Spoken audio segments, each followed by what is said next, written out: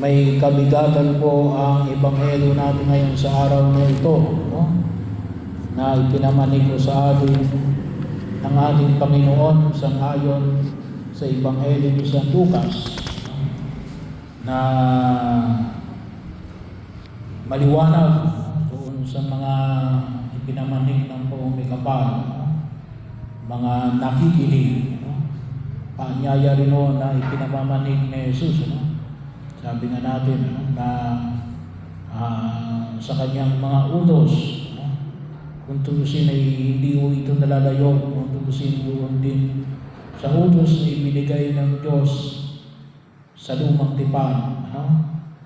Yung "Hear me, O Israel", no?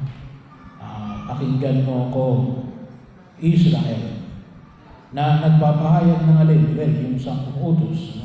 Yan ang sabi dito, mga nakikinig, no? At ano ito, ibigin ninyo ang inyong mga kaaway.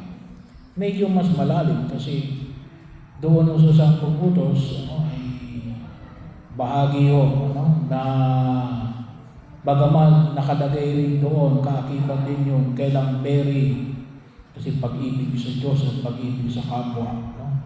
Pero dito, ini-specify ni Jesus yung pag-ibig sa kaaway. Saan pa? Paggawa ng mabuti sa mga napupuot sa inyo. Ano pa? Pagpalain ninyo ang mga sumusumpa sa inyo. Ano? Sabihin sa inyo ay sinusumpa kita. Ano? Sabihin mo naman ay pagpapalain kita. Ano?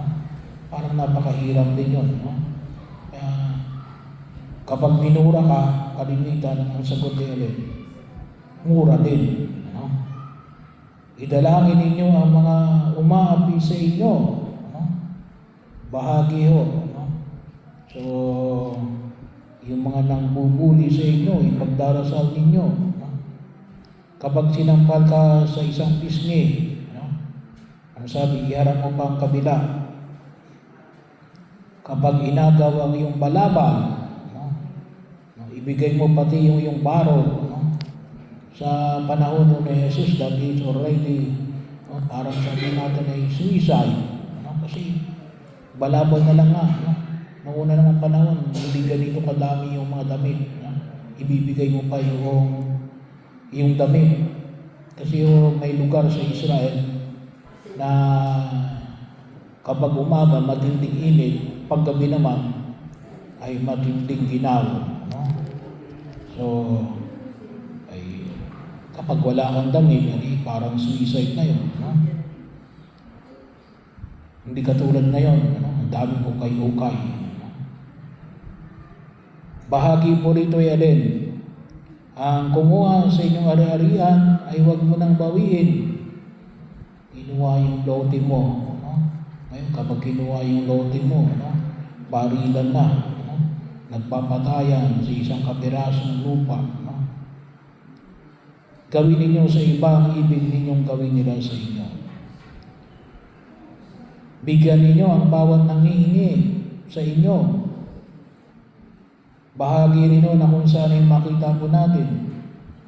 Ano bang sinasabi muna ni Jesus dito? Una ay maging mabuti. At yung pagiging mabuti ay pagiging mabuti kahit doon sa gumagawa ng masama. Kasi kapag ginawan ka ng masama, at ginawan mo siya ng masama, halimbawa, sinampal ka, sinampal mo rin.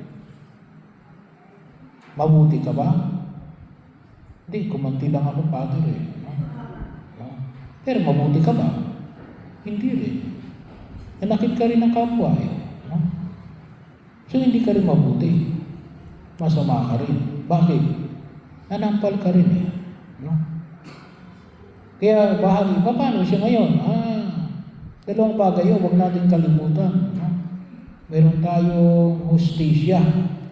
Kung tusin, dalawa yung ating hustisya. Ano ang unang hustisya natin? Ay di yung legal system natin. Pangalawa, alin? kalimitan narinig natin yung salitang karma. Ayaw kong gamitin yung salitang karma kasi hindi Kristiyano salita yun eh. Ano yun? Meron tayong purgatorio. Ano?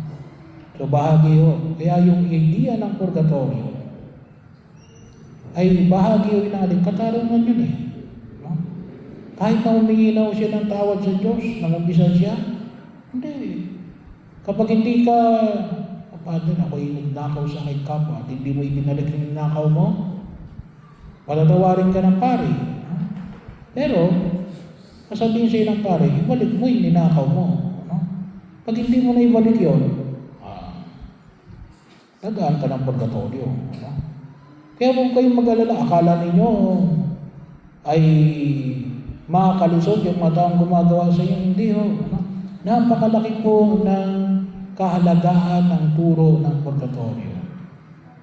That is justice. Kasi pag sinabi mo lamang yung legal system natin dito, naku, sabi yung Father, nababayaran ng polis, nababayaran ng husgado, no? Nababayaran ng witness. No? Kung minsan yung witness mo, no? Mamaya, witness na ng kalaban. No? Bahagi ho yun eh. No? Pero ang purgatorio, hindi ka makaliligtas. Huwag kayong mag-alala. Bahagi ho yun. No? Kaya nakabase pa rin saan? Sa pagtitiwala sa Diyos. No? Bigwakas ko sabihin na yung tinahin, Father, ito ay pinapayagan natin ang injustice. No? Nagiging hinahayaan natin yung hindi pagiging makatarungan. Baka sabihin ay hinahayaan natin na abusuhin tayo. Hindi. Hindi natin hinahayaan na inaabuso natin na abusuhin tayo ng ibang tao. Although, baka akala na nila ay pinababayaan natin sila na abusuhin tayo. Hindi. Bakit? Alam natin, may purgatorio.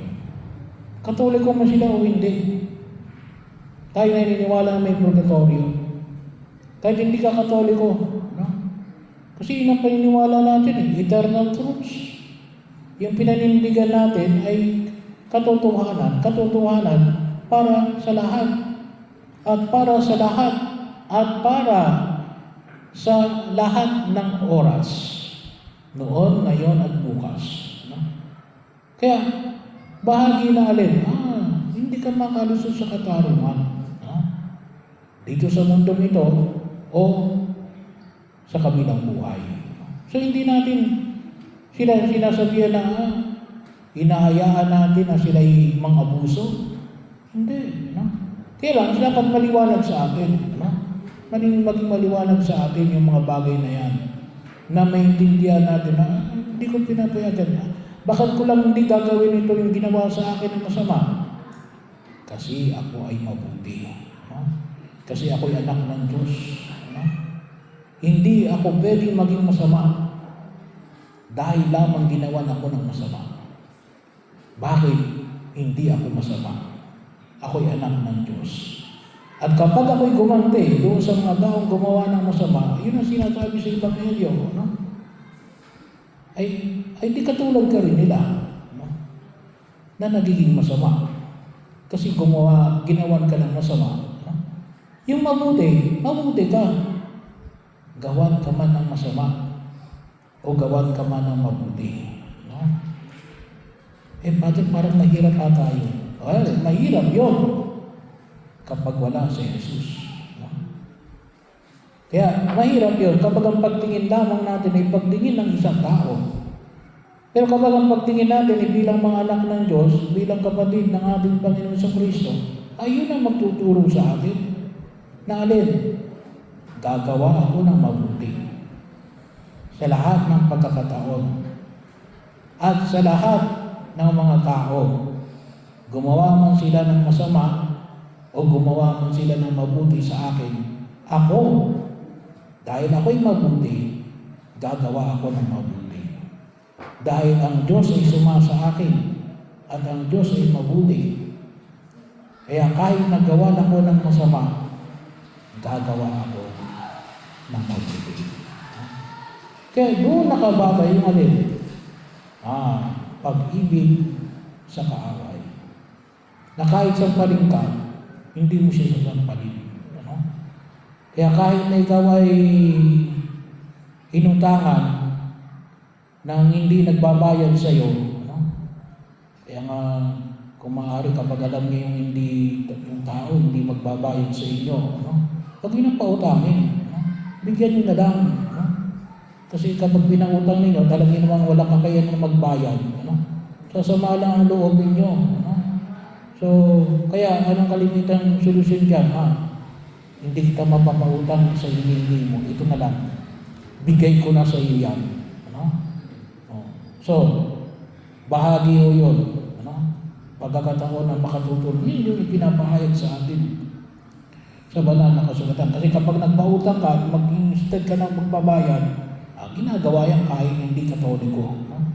Kahit hindi Kristiyano. No? Kaya yung hamon ay pinapamanik ng buong may kapal ay isang pamanik na alin. Kaya ka iibig sa kaaway kasi hindi ka masama. No?